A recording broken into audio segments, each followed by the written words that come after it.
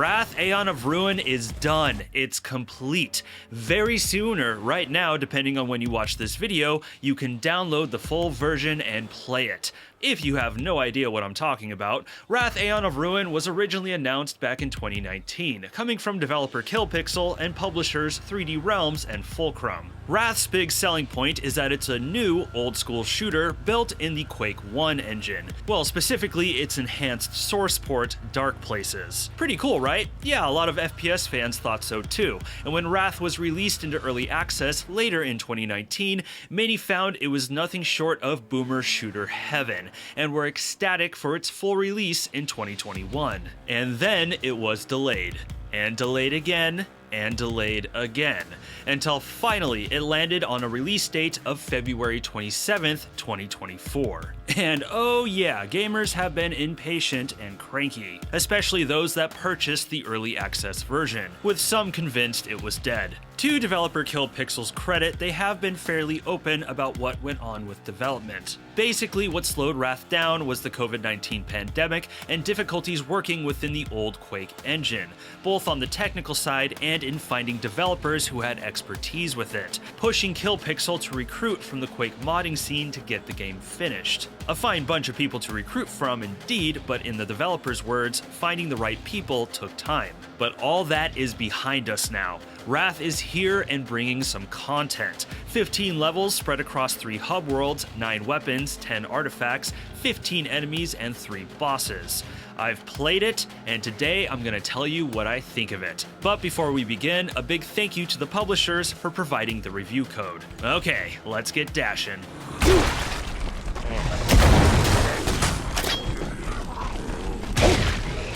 Indeed, much of Wrath has been defined by the impatience surrounding its lengthy development, but after my first few hours in the 1.0 build, I was reminded why that impatience was there to begin with. Wrath is fun. This is a classic 90s shooter through and through, embracing the timeless spirit of classics like Doom and Quake, but pushing the formula in ways that will make genre fans smile like the Doom Trooper and sweat from how fast their fingers will be moving on that keyboard. As mentioned, Wrath revolves around 3 sizable hub worlds, where you'll enter each level through a portal, with the order of these levels left up to the player's discretion. I really like the design of these hub zones. For sure, it's a callback to the hub zones of Quake and Hexen, but for me, I can't help but be reminded of the big hub areas from old mascot platformers, like Banjo-Kazooie and Spyro, with the area around each portal themed like the level it leads to. They really go a long way to help define the worlds of Wrath and make everything feel interconnected. Each of Wrath's 15 maps are big. In fact, it'd be safe to say one of Wrath's maps could equal 2 or 3 in another shooter. Each can easily take up to an hour to complete on a first-time playthrough. Most of the maps are designed to have a central hub area that octopuses into various wings, each typically locked behind doors requiring good old colored keys. It's a style of level design that will be familiar to most FPS fans, but is executed elegantly here. The hub areas are typically made to be larger and more non-linear, giving players a sense of freedom and enticing them to explore, with the wings made to be more linear and focused, giving the feel of a fast-paced deathmatch arena, with looping design, lots of verticality, and lots of ambushes. The beauty of the overall design is that it makes each level feel epic and sprawling, but rarely confusing. Wrath doesn't feature a map, and it doesn't need it. I usually had a sense of where I needed to go next, simple as one wing down onto the next on the opposite side of the hub. And on the few occasions I wasn't sure where to go or got turned around, a bit of exploration revealed the way quickly, and perhaps let me stumble across a few well-hidden secrets. It should also be noted that each map has teleporters that are unlocked after clearing areas, allowing for quick backtracking if necessary. While I did feel a few of the maps lasted a little too long, exacerbated by the exhausting enemy spawns, more on that in a bit, in all, Wrath's levels are its biggest standout. Each is memorable and executed brilliantly. A chief feature of Wrath is its limited save system. There are two methods of saving and respawning in Wrath. The first is the fixed single-use shrines that will fully restore your health, and the limited collectible soul tethers, which can be found throughout and used anywhere. Basically, they're quick saves. Obviously, if you run out of soul tethers, you are shit out of luck, so the game pushes you to be cautious about where and how often you save. But it should be noted you do have the option to respawn back at your last shrine if you do find yourself in a pickle. I usually am not a fan of limited and fixed save systems in first-person shooters, and I'm still not a fan of it here. Although I will say it does add some interesting aspects to the game that I could see some players enjoying. Much like in old-school survival horror or Souls-likes, it does heighten the intensity of the game, and the resource management does grant a decent layer to the challenge. And it does take advantage of the level design to facilitate some good strategizing and risk-reward. For instance, you may find a shrine at the beginning of a level. Should you use it now, or maybe save it for later in case you need your health restored and are running low on soul tethers? You may also run into a shrine right smack in the middle of an enemy-infested arena. Does it make sense to use a shrine now and heal up to take them on, or is it better to clear them all out so you don't have to deal with them again in case you have to respawn there? The downside of the system is the typical one. You may die and have to repeat a whole bunch of progress either because you ran out of tethers or have been trying to conserve them. The thing is though, if you absolutely hate this sort of system, you do have the option to turn on infinite saves in the option menu. And frankly, I don't think that's that big of a deal. Either way, the game is just as challenging. The difference is if you want to be punished a little more for your deaths. In terms of combat, Wrath is unsurprisingly not all that different from Quake, with a similar feel to the classic id shooter. However, Wrath strives to crank up the intensity and sheer density of combat and throws in some extra goodies to spice up the brutality. Your arsenal is made up of all the classic FPS types. We got the revolver, we got the shotgun, rapid fire, naturally, explosives, most def, railguns, you betcha, and hot damn did that gun just turn a baddie into a crystal? And of course, a BFG type. In fact, one of the more creative BFGs I've seen in some time. I don't want to spoil it, but let's just say you'll come to really appreciate those fodder zombies. I universally enjoyed the arsenal. All the weapons feel fantastic and are useful in combat. While I had my particular favorites like the powerful railgun, the lance, and the meaty shotgun,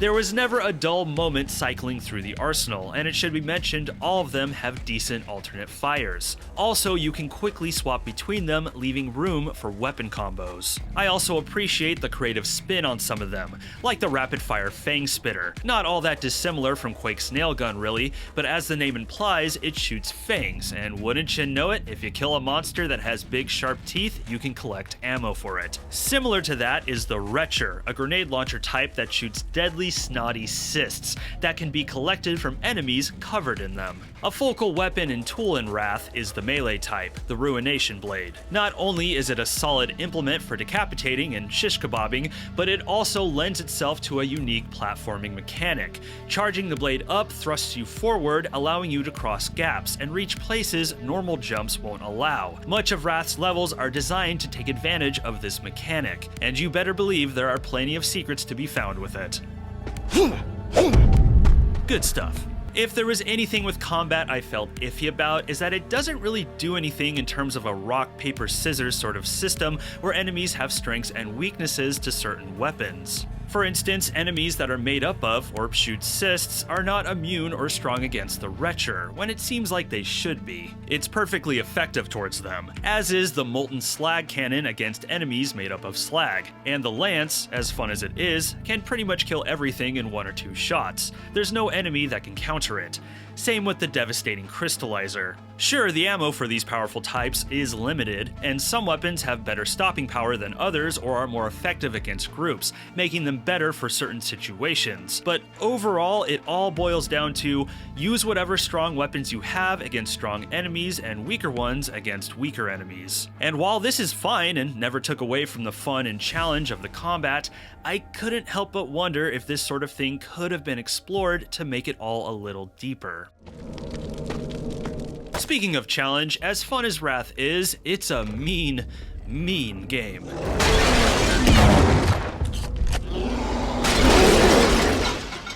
Wrath is a shooter that loves to bombard you with enemies, and seeing as most of them have a projectile attack, it can turn into a bullet hell experience pretty fast, and you better have the nimble fingers to handle it. If you're the type that prefers to play their shooters on hard, like me, taking even a few shots can put you in the ground fast. I might also have a smidge of PTSD from the sound effect of enemies spawning in, because it's pretty much a constant. Take 2 steps to the left, spawns. 2 steps to the right, spawns. Walk through a door, spawns. Jump on a tiny out-of-the-way platform, spawns. And just when you think it's going to give you a break after fighting a massive wave of toughies, it will spawn another wave for you.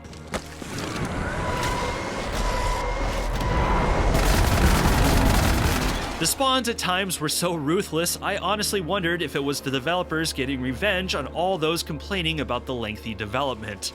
As much as it had me yelling and swearing up a storm with every death, it's the type of challenge I do enjoy, and I was only motivated to keep trying and trying again. Although I will admit, with Wrath's save system, there were a few unfortunate, massive progress-losing deaths that had me taking a few laps around my block. A big tool in your toolbox, though, that will help you in the toughest of times is the artifact system. Collected throughout, these single-use powers will turn the tide for you. There's one that will allow you to siphon health from killed enemies, turn them against each other, one of my favorites, or create a magical dome that will deflect their projectile attacks. Later in the game, you can find artifacts that will wipe out an entire room, boost your damage, or even reveal a level's secrets. It's a simple but solid system that no one who plays this should sleep on. All that being said, the difficulty can straight up be terrible and unbalanced. Scarcity is a driver of Wrath's difficulty. Ammo and health can be light in some levels, or seemingly light, and there were many a time I found myself in a pickle, with mostly zeros in my ammo counters, a single digit for my health, no more soul tethers, and no more artifacts. Facing a bottleneck with an army of enemies that felt insurmountable. One of the worst situations I found myself in came in the Meadows level. Wrath has an annoying habit of putting you in small spaces with lots of enemies, but this took the cake. You have to take this small elevator arena down to an end-level portal, and the game just starts spawning in heaps of heretics. Basically a Doom Pinky Demon crossed with a Cacodemon. They're hard to kill and will gobble chunks of your health away. And there's so many that it's easy for them to crowd you and keep you in place, killing you in seconds. And even if you manage to squeeze by them, you then face a round of spawns from Strickens, another large, tough enemy type that can crowd you in place and kill you in seconds. It was absurd and very frustrating. But here's the thing. What I learned about Wrath is that when I encountered situations like this, the trick was to simply leave. Yep, leave. Either backtrack through the level and scrounge up any missed health, ammo, or artifacts, which there often were, or just go do another level. Remember, you can take them on in any order you like and go between them at your leisure. In fact, that elevator situation, there's a weapon I found in another level that would have made it a lot easier on me. So no matter the pickle, there is a way out. That being said though, stopping down to scavenge or going to another level because the challenge simply is too great does get annoying and slows the pace of the game down. In fact, moments like these were the thing that dragged the experience down for me a bit. But I will say, I found that they were more common in the first hub. The second and third hubs, while still difficult, felt more balanced. And overall, this sort of thing was more a nasty pothole in an otherwise pristine highway.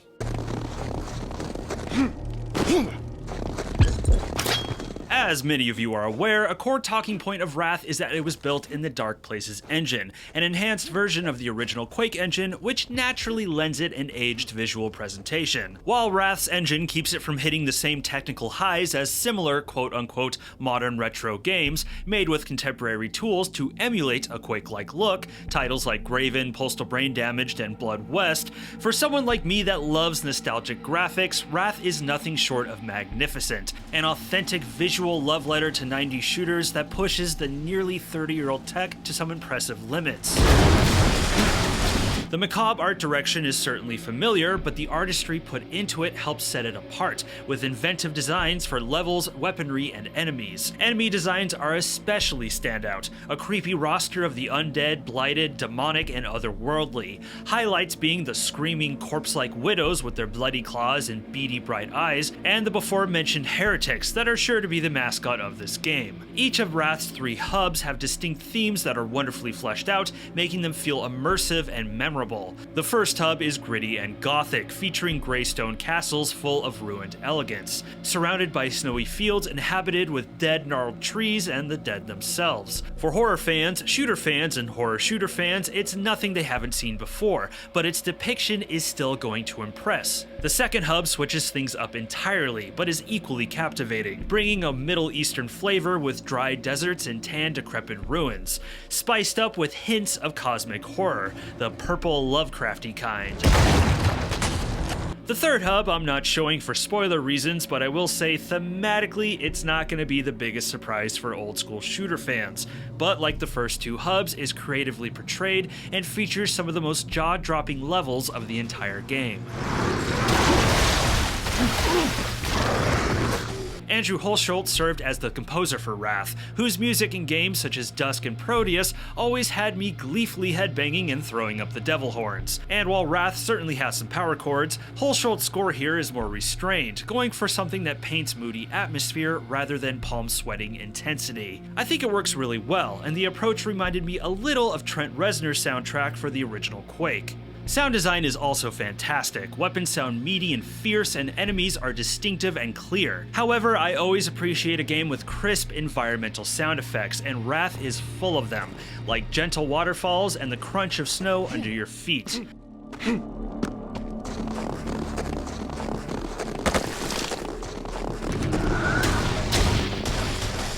In all, there's little here I have to criticize, and anything I could pick at likely stems from technical limitations of the engine.